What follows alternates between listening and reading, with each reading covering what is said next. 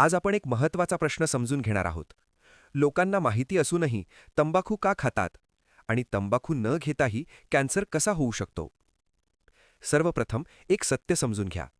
तंबाखू कॅन्सरचा सर्वात मोठा कारण आहे, पण एकमेव कारण नाही. तंबाखूमध्ये असलेली घातक रसायने आपल्या डीएनएला हानी पोहोचवतात. ही हानी वर्षानुवर्षे साठत जाते आणि एक दिवस कॅन्सरच्या स्वरूपात दिसून येते.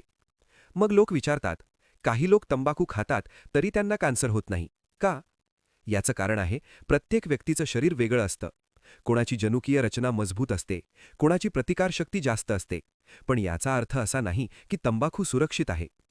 कॅन्सर होणं हे नशिबावर नाही, तर जोखमीवर अवलंबून असतं. तंबाखू जोखीम वाढवतो सर्वांमध्ये. आता दुसरा महत्त्वाचा प्रश्न, तंबाखू न घेताही कॅन्सर होऊ शकतो का? होय, होऊ शकतो. कॅन्सरची इतर कारणंही आहेत. दारूचं सेवन, HPV सारखे विषाणू, तोंडात सतत जखम होणे, दातांची खराब स्वच्छता, पोषणाची कमतरता आणि काही वेळा जनुकीय कारणे. म्हणूनच तंबाखू नसेल तरी धोका शून्य नसतो. मग सर्वात महत्त्वाचा प्रश्न, लोकांना माहिती असूनही ते तंबाखू का सोडत नाहीत? कारण ही फक्त सवय नाही, ही व्यसनाधीनता आहे. तंबाखू मेंदूवर परिणाम करतो, फक्त तोंडावर नाही. म्हणूनच औषधांइतकंच समुपदेशन म्हणजेच काउन्सेलिंग महत्त्वाचं आहे. सवय वेळेत थांबवली तर कॅन्सर टाळता येतो. एक महत्त्वाची माहिती, तंबाखू ही जागतिक समस्या आहे.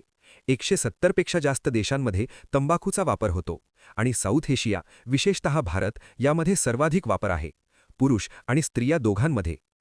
शेवटी एकच संदेश, तंबाखू कॅन्सरची हमी देत नाही, पण नुकसानीची हमी नक्की देतो. वेळीच सवय सोडा, वेळीच तपासणी करा, कारण every tooth matters and every life matters. धन्यवाद.